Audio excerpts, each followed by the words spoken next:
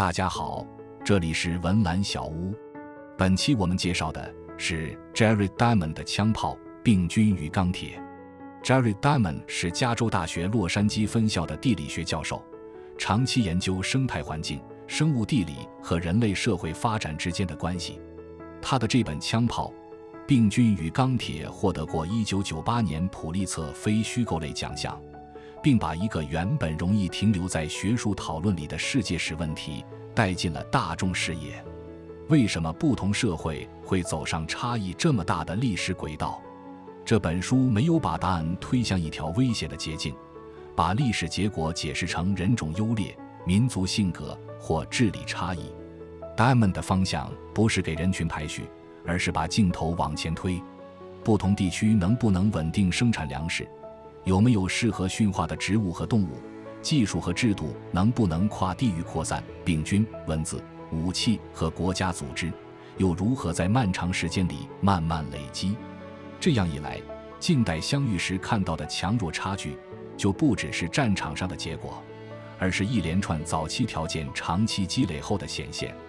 现在让我们翻开这本书，从粮食生产和可积累的剩余开始，看历史差异最早是怎样被拉开的。要理解历史差异最早是怎样被拉开的，不能一开始就盯着战场、船只和武器。更早的一步是一个社会能不能稳定获得食物，并把一部分食物留下来，变成可以保存、计算和分配的剩余。在狩猎采集生活里，人当然可以非常聪明，也可以拥有复杂的知识。要追踪动物、识别植物、判断季节、避开危险，本身就需要很强的观察力和经验。但问题在于，如果大多数人每天都必须直接寻找食物，社会能长期养活的专门角色就会受到限制。很难让一批人长期脱离食物获取，专门去修筑工程、制造武器、记录账目、训练军队，或者管理更大范围的人群。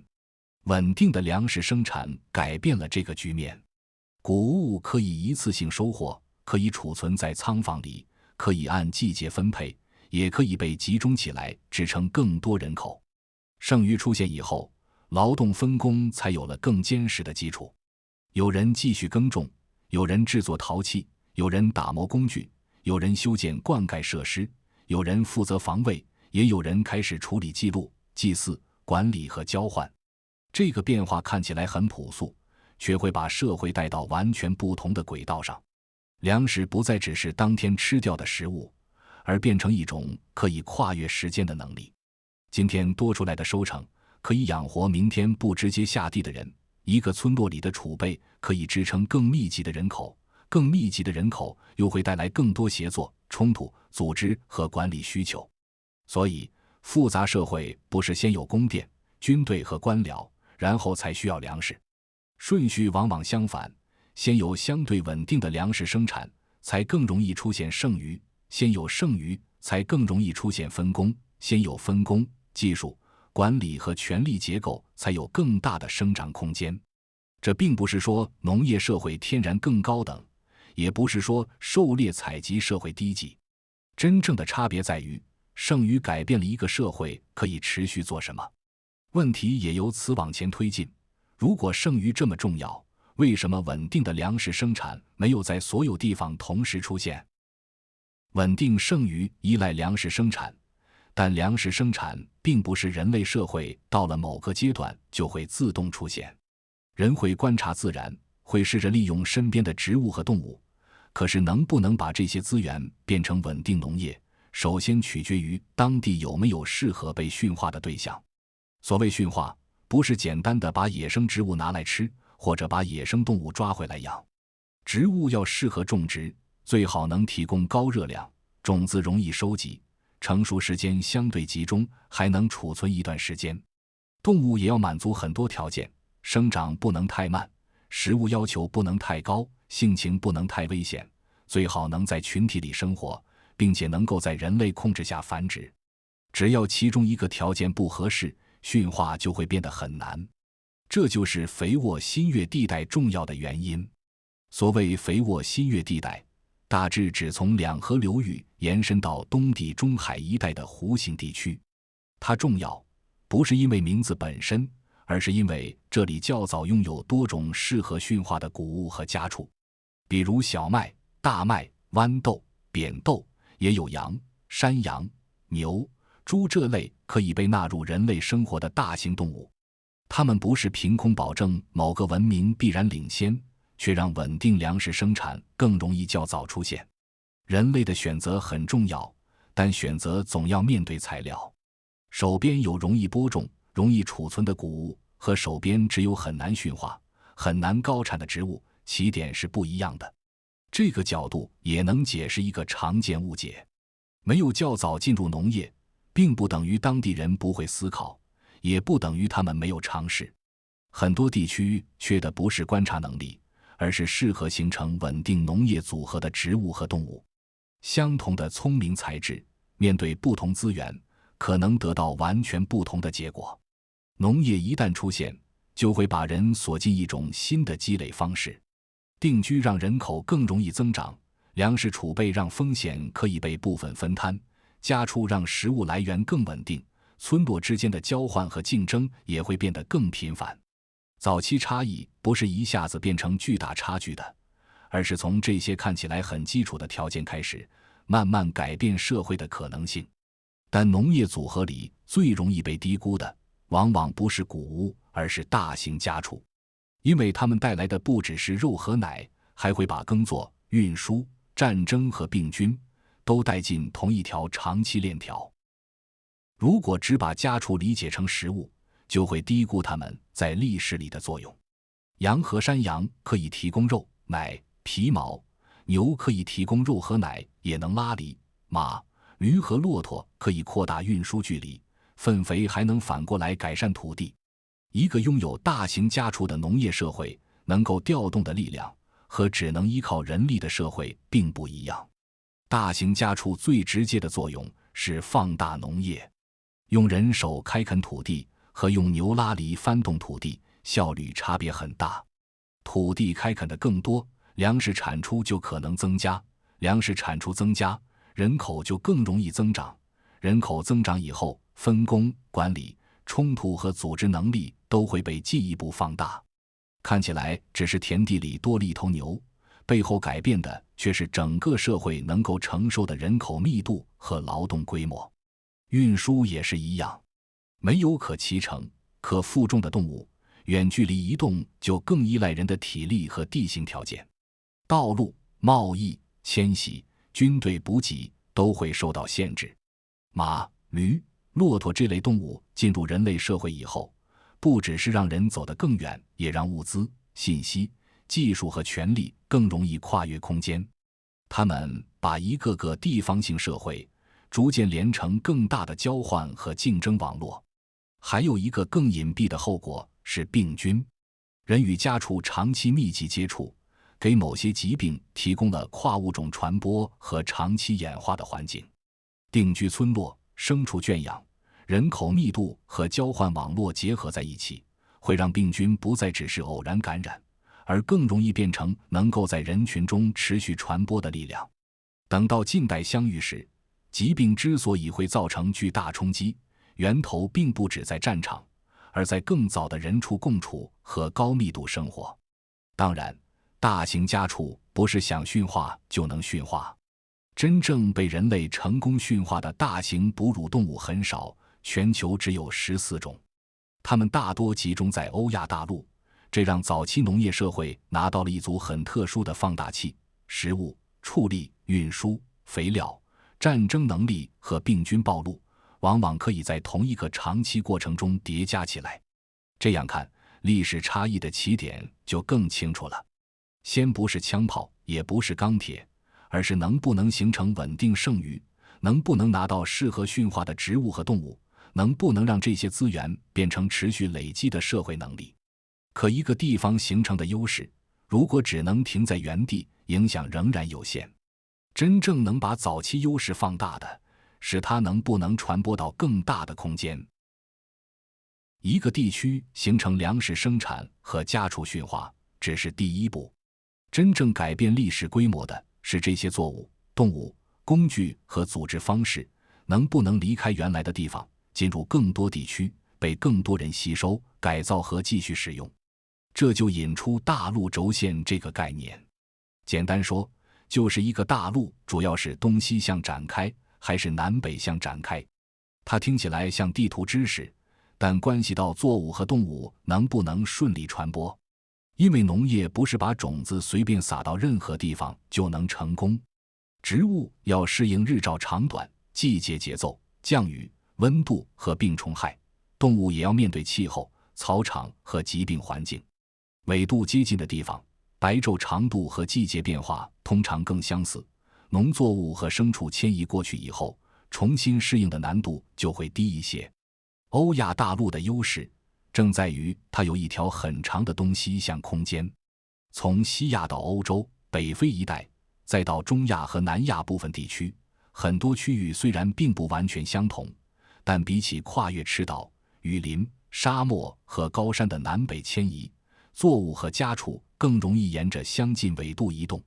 小麦、大麦、羊、山羊、牛这类早期农业组合，不只停留在一个起源地，而是有机会被带到更大的范围里。这不是说欧亚大陆没有阻隔，山脉、沙漠、草原和海洋依然会制造困难。关键在于扩散的阻力不是处处一样。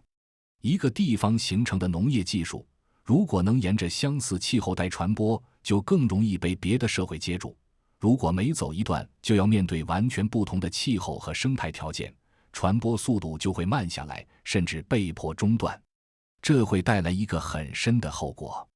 早期优势一旦可以横向扩散，就不再只是某个村落、某条河谷或某个地区的局部经验，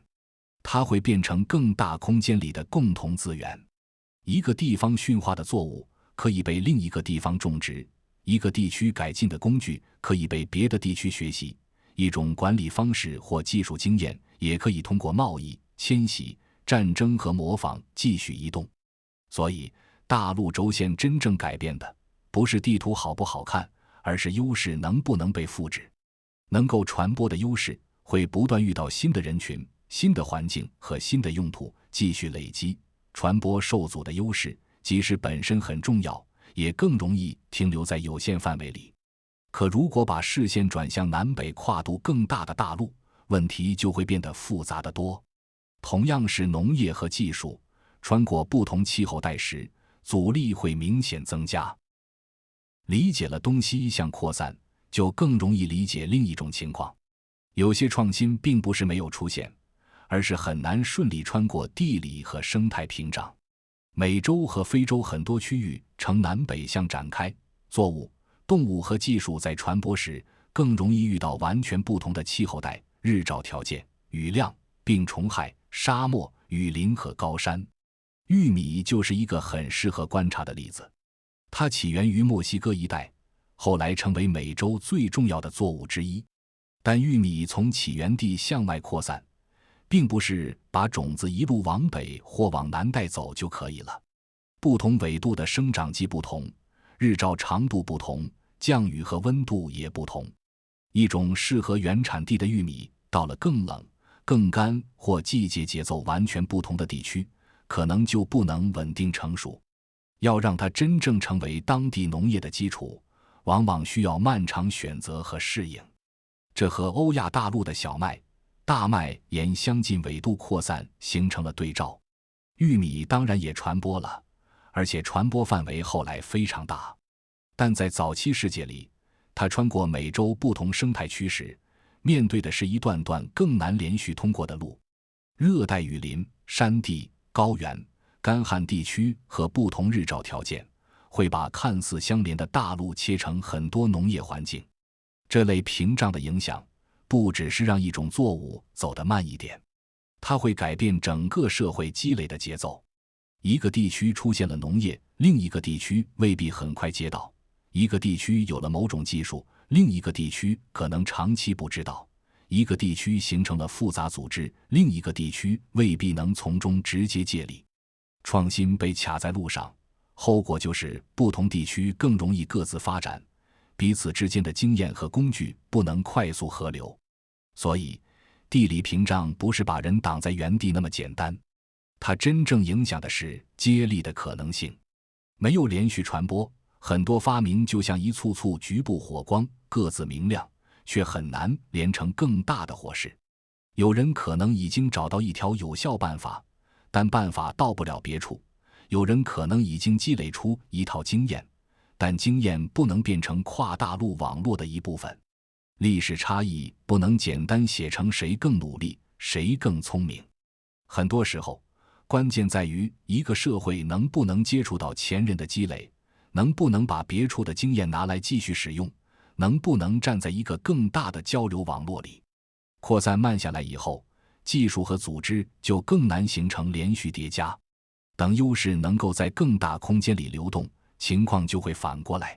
不同地区的作物、工具、文字、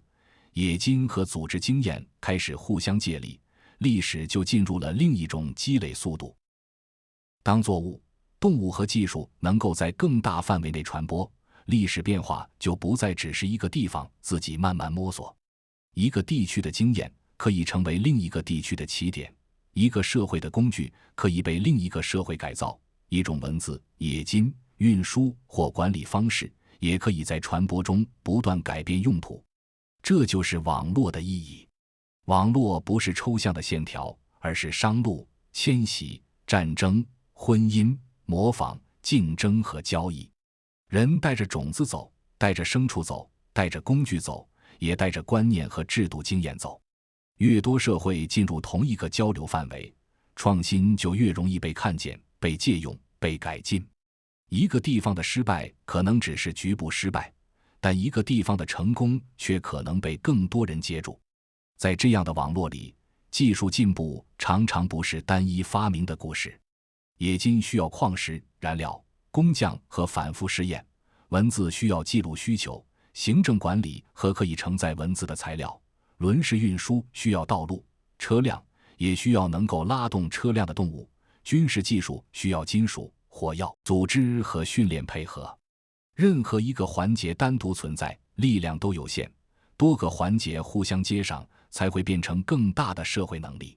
欧亚大陆之所以重要，不只是因为某些资源较早出现，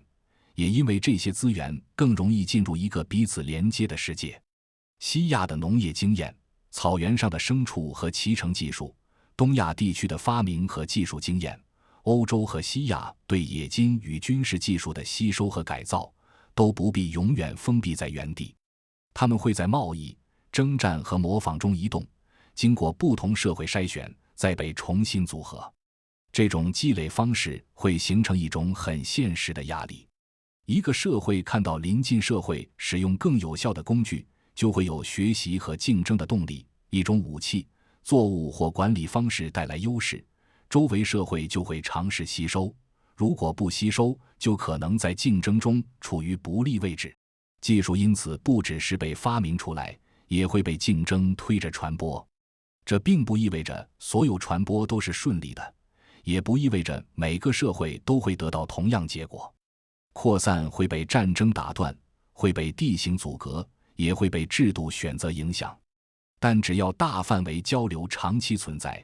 创新就更容易形成连续积累。早期农业带来的剩余、人口和分工，在网络里遇到更多技术和组织经验，社会复杂化的速度就会被进一步放大。此时，枪炮和钢铁仍然没有真正登场，但他们所需要的很多前提已经在积累：更多人口、更稳定的粮食、更广的传播通道、更复杂的组织、更密集的竞争。与此同时，长期定居、家畜和高密度人口还会带来另一种更隐蔽的力量——病菌。病菌在历史里的作用很容易被看成偶然灾难，某些人带来了疾病，另一些人不幸感染，结果造成巨大冲击。但如果把时间拉长，病菌并不是突然从空中落下来的，它和粮食生产、定居生活、大型家畜、人口密度和交流网络连在一起。在长期定居的农业社会里，人和动物生活得更近。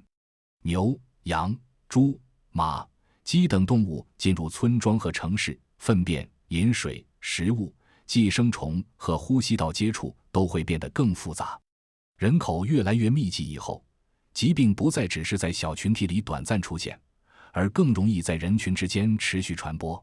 一个病原体如果能在人和动物之间找到新的传播路径，就可能经过反复感染和演化，变成影响更大的人类疾病。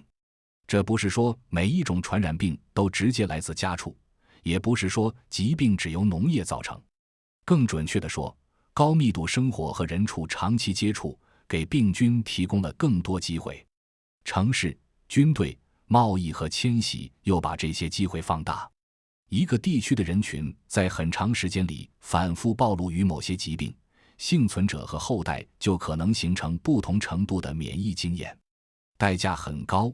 但这种代价是在几百年、上千年的时间里分散发生的。当旧大陆和美洲突然相遇时，情况就不一样了。这里的旧大陆主要指欧亚非这些长期互相连通的地区。美洲很多地区没有经历过同样的家畜组合和疾病暴露，面对天花、麻疹等旧大陆疾病时，冲击会集中爆发。天花在16世纪传入美洲以后，沿着人群和交通路线扩散，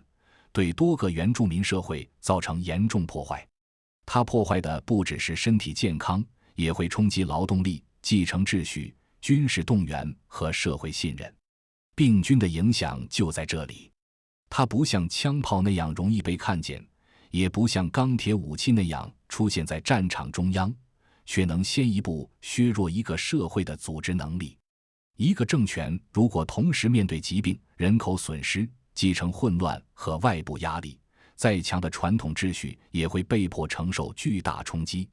所以，病菌不是一个附带因素，它把农业、家畜、定居和人口密度直接连接到近代相遇时的力量不对称。看见这一点以后，再看枪炮和钢铁，就不能只看武器本身，还要看武器背后那套能够制造、运输、记录、组织和动员的社会结构。讲到近代相遇，最容易被记住的画面是枪炮、钢铁武器、骑兵和战船。它们确实重要。没有远洋航行能力，外来者到不了美洲；没有金属武器和盔甲，战场上的力量对比会不同；没有马匹和骑兵，速度、冲击和心理震动也会不一样。但这些只是现场能看见的近因。比如一场冲突里，哪一方有枪炮，哪一方有钢铁，哪一方有马，哪一方能集中指挥和迅速行动。这些因素可以解释为什么某个具体时刻会发生某种结果，却不能解释更早的问题：为什么这些工具、动物、航海能力和组织方式会先集中到某些社会手里。1532年的卡哈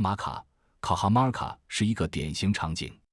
Francisco Pizarro 带领一支约168人的西班牙队伍进入安第斯世界，和印加统治者Atahualpa 相遇。现场差距集中体现在几个方面：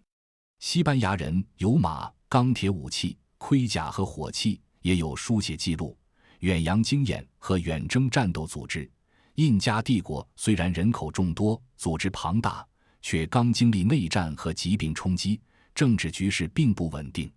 如果只看这一天，答案似乎很简单：一方有钢铁和马，另一方没有。但这会把问题看得太短。钢铁从哪里来？马为什么会进入军队？航海和远征为什么能够被组织起来？文字和记录为什么能帮助情报、命令和经验积累？这些都不是战场上临时长出来的东西，而是前面几千年农业、牲畜、人口、技术、国家组织和跨区域竞争共同积累的结果。这也是近因和更早的原因之间的区别。近因让我们看见事件怎么发生，更早的原因让我们追问条件怎么形成。枪炮和钢铁当然能解释现场优势，但如果只停在这里，就像只看一棵树的果实，不看土壤、根系、水分和季节。因此，卡哈马卡的意义不只是一个征服场景，它把前面所有条件集中到同一刻。就大陆疾病已经造成冲击，家畜提供了马匹和运输，冶金提供了武器，文字帮助记录和传递经验，国家组织支撑远征，跨区域竞争训练了军事动员。近代相遇时的巨大差距，是这些条件一起显现出来的结果。把这条线重新连起来，就能看见这套解释最重要的地方。近代世界的力量不对称，不是从枪炮响起的那一刻才开始，也不是从某一艘船抵达海岸才开始。那些现场看得见的优势，背后都有更早的条件。可驯化植物影响粮食生产，粮食生产影响剩余、定居和人口密度，人口密度和剩余支撑分工、手工业、管理、军队和城市。大型家畜带来食物、畜力、运输、肥料，也改变人与疾病之间的关系。大陆轴线和地理屏障影响作物、动物、技术和制度能不能传播。大范围网络让不同地区的经验互相借力。长期竞争又推动武器、航海、文字、行政和军事组织不断改进。等到旧大陆和美洲相遇时，这些条件就不再是分散的背景，他们会一起进入现实。有人带来病菌，有人带来马匹，有人带来钢铁武器，有人带来书写经验和远征组织。看起来是一场短时间里的遭遇，实际上是很多长期差异在同一刻显现。这套解释最容易被误读的地方，是把它听成宿命论，好像地理一开始就决定了一切。更稳妥的理解不是这样。环境和资源没有替人做完所有选择，也不能解释每个社会的每个细节。制度、文化、偶然、个人决策和历史机遇都重要，只是在很长的时间尺度上，环境和资源会改变一个社会更容易积累什么，更难扩散什么，更可能接触到什么。这也让历史差异从谁更强变成哪些条件更早被叠加。一个社会可能并不缺聪明人，却缺少适合驯化的动物；可能有重要发明，却被地形和气候切断传播；可能拥有庞大人口，却在疾病和内战中遭遇突然冲击。看清这些条件，比简单判断强弱更接近问题本身。所以，枪炮、病菌与钢铁并不是三个孤立因素。枪炮背后有冶金、火药、国家和竞争；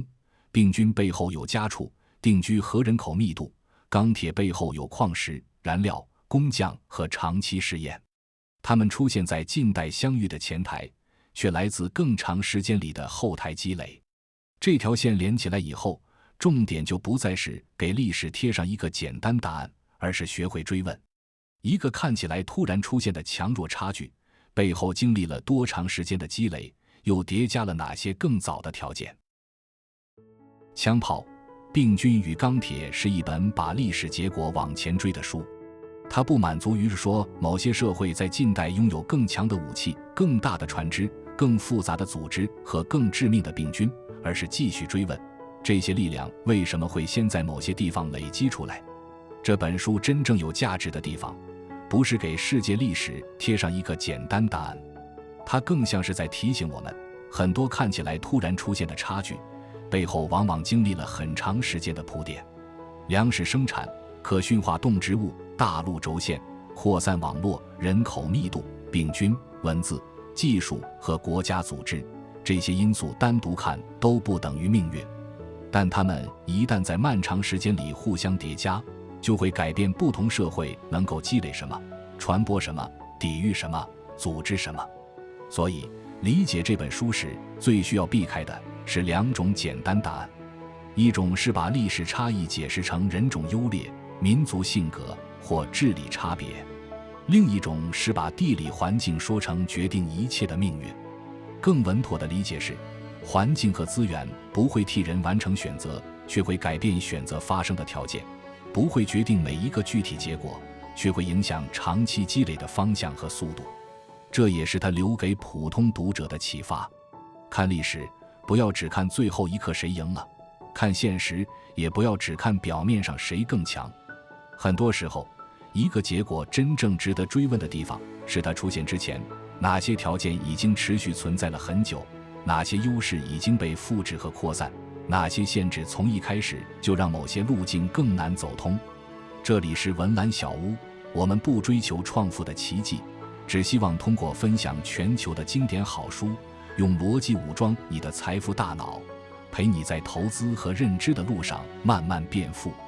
如果你觉得这期视频对你有启发，还请帮忙点赞转发，并分享给身边的朋友。相信你的每一次举手之劳，都是为更有价值的知识投票，会让更多人能在这片认知的迷雾中看清真相。也相信您聆听本期视频的时间付出，会在未来化作认知上的复利，获得最稳健的回报。感谢您看到这里，我们下期见。